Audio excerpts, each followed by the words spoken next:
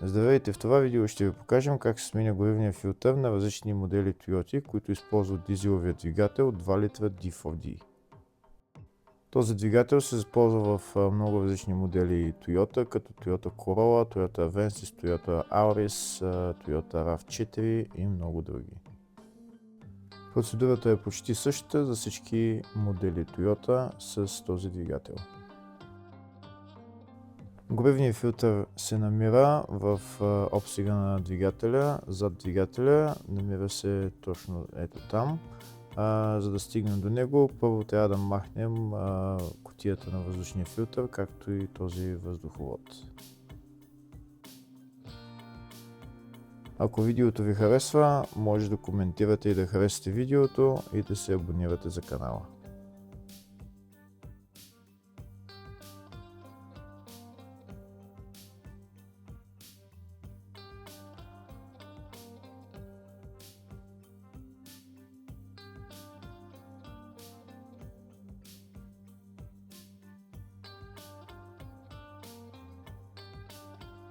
След като махнахме кутията на въздушния филтър, вече имаме достъп до горивния филтър. Това е горивния филтър.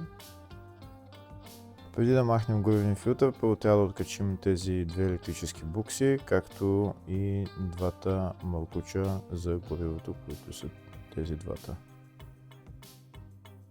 Също така корпуса на горивния филтър се държи от два болта, единият тук, единият отзад, тях трябва да махнем. Първо ще започнем с откачането на двете букси. За да махнете буксите, има да се натиска на едно място и буксата се дърпа. С отвърката може би ще се откачи по-лесно, като се натисне с отвърка.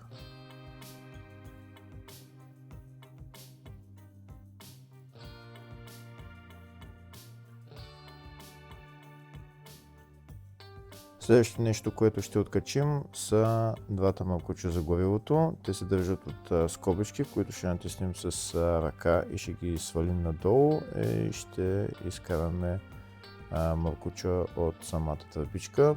По същия начин е и другата. Другата е на малко по-неудобно място и може би ще трябва да използвам отвърка, просто за да избутам надолу тръбичката.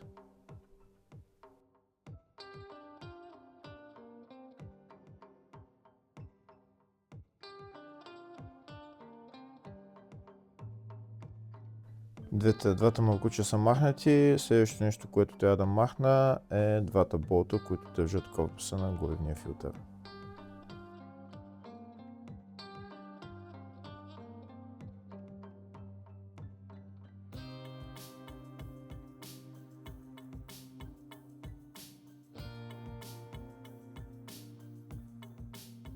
След като двата болта са махнати, вече виждаме, че горивният филтър е свободен и можем да го изкараме. И следващото нещо, което ще направим, е да сменим горивния филтър.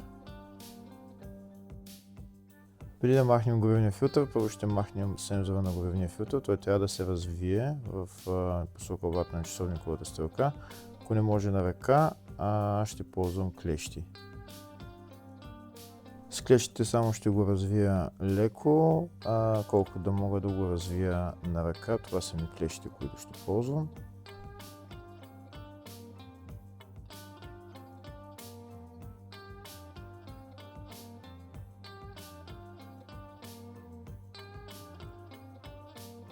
След като махна сензора, горивният филтър е пълен с дизел. Ще сипя всичкия дизел в тази туба.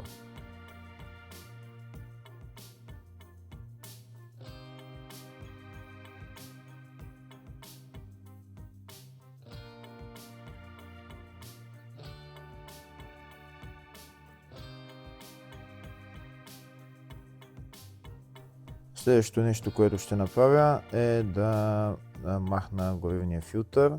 Ще го сложа на менгемето, за да се държи на менгемето и ще ползвам отново тези клещи, за да развъртя горивния филтър. Пак трябва да го развъртим в посока обратна на часовниковата стрелка.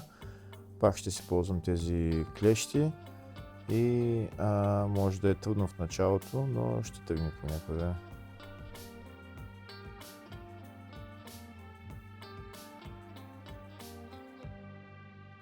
Тук виждате при мен започна да се завърта, трябва още малко да го завъртим с клещите и после ще го развием нацяло на ръка.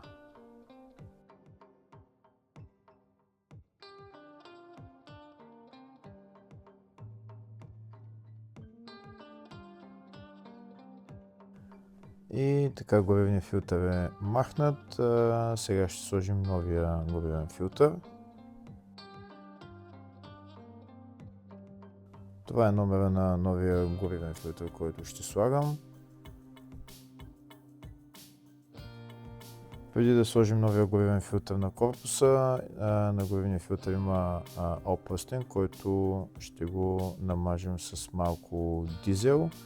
И сега ще го сложим и ще го натегнем на ръка. Няма да използваме клещи, колкото може на ръка ще го стегнем максимално, колкото се може и това е.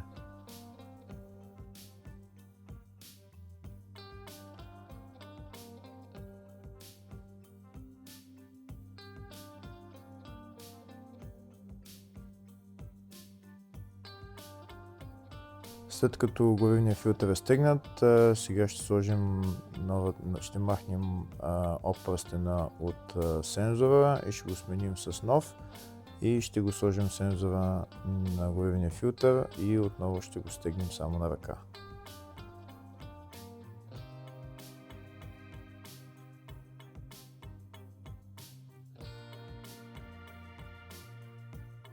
И така, горивният филтър е сменен. Сега ще отидем да сложим целия корпус обратно на колата и първо ще затегнем двата болта.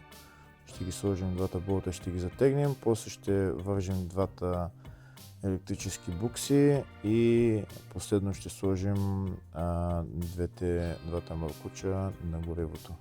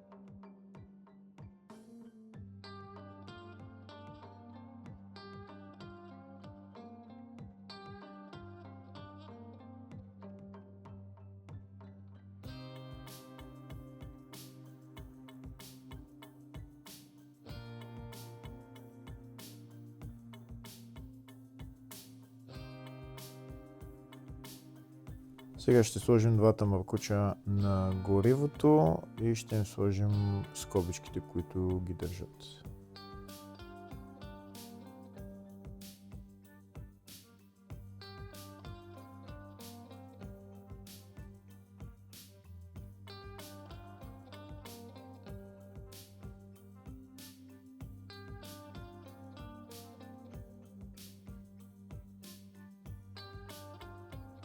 След като сложим двата маркуча на горивото, вече единственото нещо, което остана е да обезопасим горивната система. Тази кола няма електрическа помпа в резервоара, има ръчна помпа, която се намира отгоре на корпуса, точно е това този черен бутон. Това е механична помпа. Трябва да натискаме тази помпа, докато усетим, че вече няма въздух в системата и започне този бутон да се натиска много трудно. Бутона започне да се натиска много трудно, това означава, че горивната система е обеззадушена и можем да отидем в колата и да запалим колата. Обикновено отнема около минута, минута и половина до 2 да натискаш този бутон, докато усетиш, че горивната система е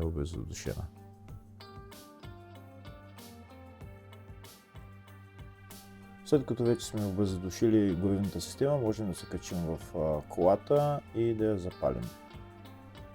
След като запалим колата, може да натиснем гъста да поддържаме 2-3 хиляди оборота за 10 на секунди и тогава вече може да изгасим колата и сме готови.